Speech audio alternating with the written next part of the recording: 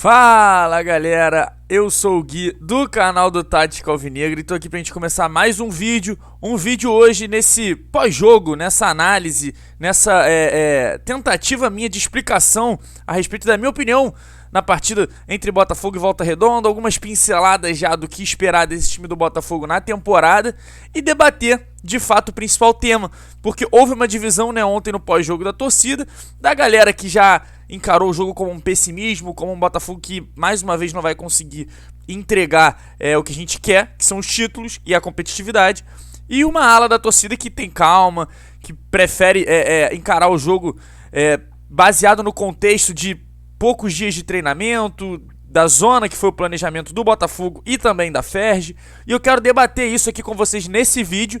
E, de cara, já quero agradecer a galera que acompanhou ontem, inclusive a live lá no setor visitante, minha participação, pô, me emocionei, falei com o Rob Porto, enfim, uma noite, uma madrugada aí pra ficar marcada pra sempre no meu coração. E aproveitar a galera, se você é novo aqui no canal, porque eu vi hoje no YouTube que muita gente aqui não é inscrita, vem aqui todo dia, acompanha os vídeos, acompanha os shorts, acompanha tudo, e não se inscreve no Tática Alvinegra. Então eu faço esse apelo pra gente conseguir bater os 4.000 inscritos nesse mês ainda. A gente tem 11 dias para ganhar cerca de 330 inscritos. Vocês conseguem me ajudar nessa tarefa? Então, pra gente não enrolar mais nada, pra já jogar o campinho na tela, bom, deixa o like, se inscreve, compartilha esse vídeo, né? E não esqueça também de ativar o sininho para você ficar ligado quando o Tática Alvinegra começar um vídeo, quando eu começar uma live, que eu quero investir mais em live, quero ter esse contato mais direto com vocês aqui no canal. Então, sem mais enrolação, campinho na tela, bora começar esse vídeo de hoje. Bom, e já joguei aí o time do Botafogo que foi a campo na tela pra vocês, pra gente analisar. E reparem que eu já coloquei mais ou menos a disposição tática que eu falei, tanto na live da rádio quanto na live do setor, que achei diferente, né, no caso, e que também causou algumas diferenças também de fato no jogo, principalmente do Marlon Freitas e do nosso lado direito defensivo exposto. Bom, vamos começar falando principalmente aqui pelo meio de campo, que é o que o Luiz Castro chama de coração da equipe.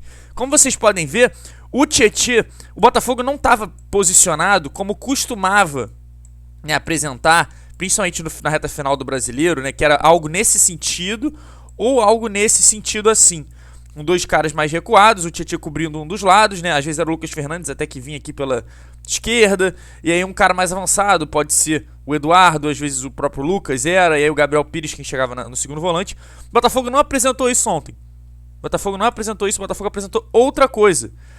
E o que foi essa outra coisa, como vocês podem ver? Que foi isso aqui, né? A gente tinha o Marlon Freitas mais adiantado, coisa que ele não costumava fazer lá no Atlético Goianiense. A gente tinha um Tietê como primeiro volante, só que não era um primeiro volante normal, característico do Tietê, porque ele costuma cobrir um pouco mais o lado direito.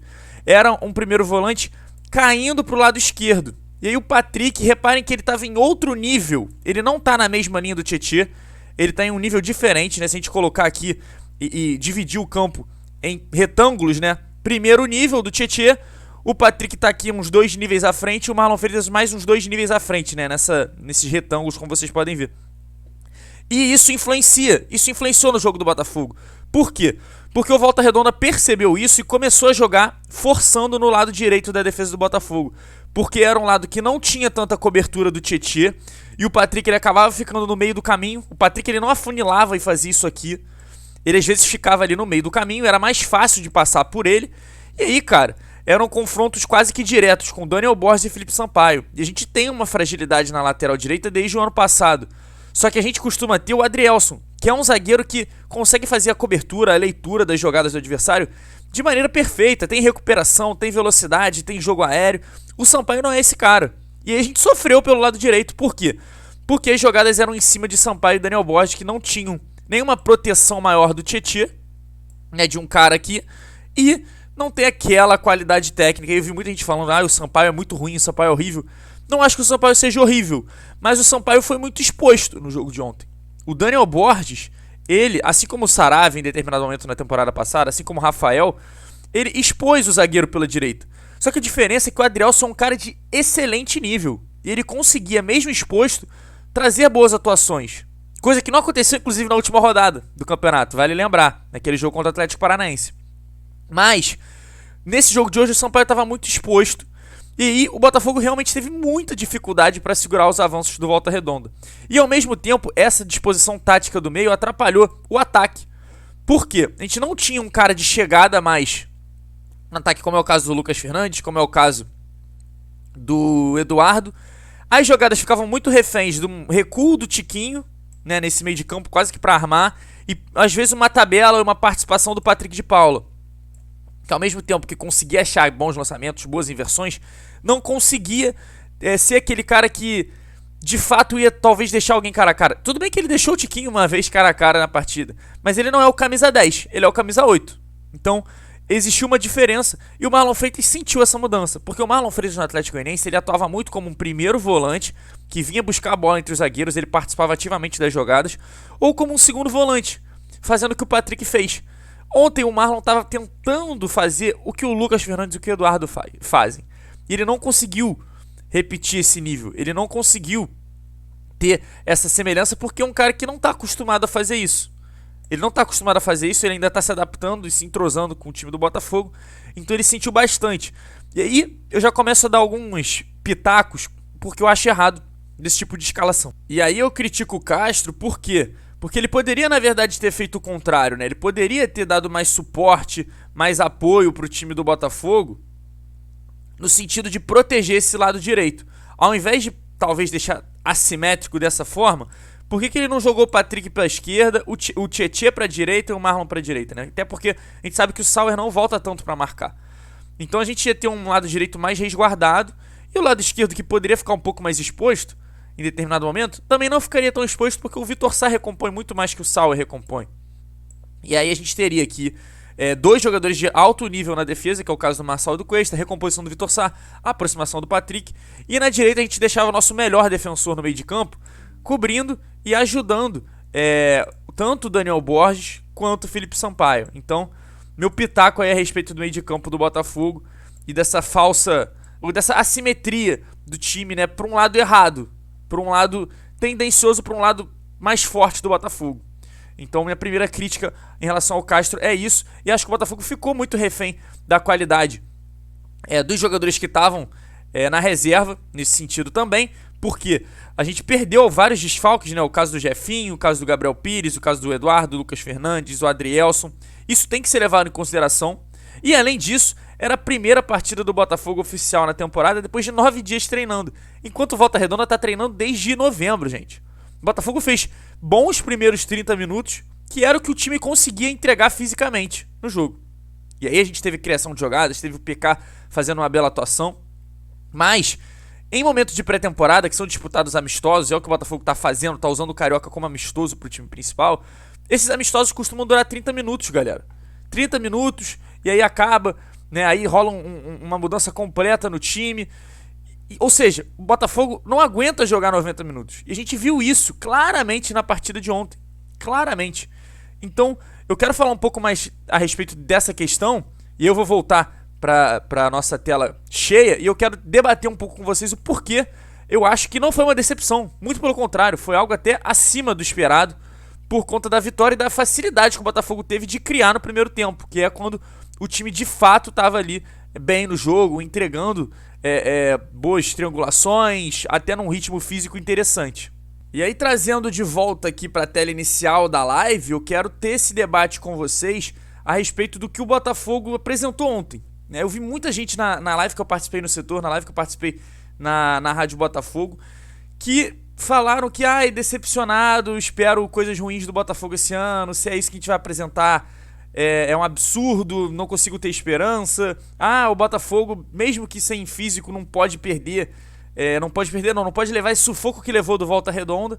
Mas, gente, eu quero agora fazer um contraponto, pedir um pouco de calma pra vocês, até porque o Volta Redonda, como eu falei, tá treinando há muito tempo, assim como os outros times grandes estão treinando desde dezembro.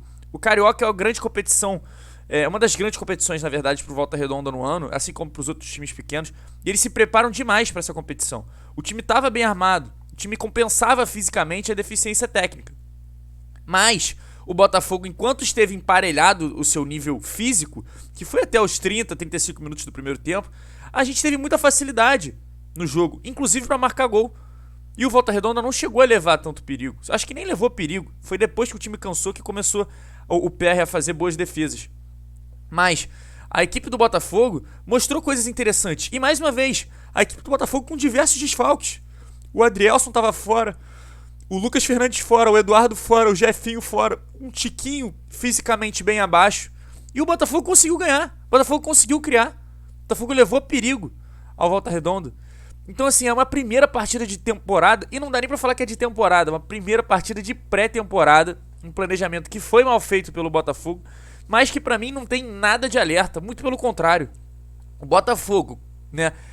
Talvez se fosse o Botafogo dos outros anos, o Botafogo de 2019, o Botafogo de 2018, esses times teriam perdido o jogo ontem. Porque foi uma partida boa do Volta Redonda. Mas a gente tem que levar em consideração também que a régua subiu. O Botafogo hoje não precisa nem se esforçar tanto mais. E mesmo com 8 dias de temporada, de preparação, coisa que o Castro pede cerca de 5 a 6 semanas, né? O time do Botafogo só vai começar a entregar um nível bom lá pro final de fevereiro, gente. Início de março, daqui a um mês. E mesmo assim a gente conseguiu vencer e conseguiu gols até com uma certa facilidade em cima do Volta Redonda. Então foi uma partida que pra mim não foi decepção. Tá longe de ser um alerta. O Botafogo venceu o jogo. O Botafogo mostrou uma força mental de segurar também a partida. Claro, teve algumas exposições, alguns erros do Castro, como eu apontei aqui pra mim na partida. Mas pra mim tá longe de ser uma decepção, tá longe de ser algo ruim. E vejo com muito bons olhos pra esse restante de temporada. Agora, uma coisa também fica clara, a gente precisa de lateral direito, né? Não dá pra confiar no Daniel Borges e no Rafael, que é banco do Daniel Borges.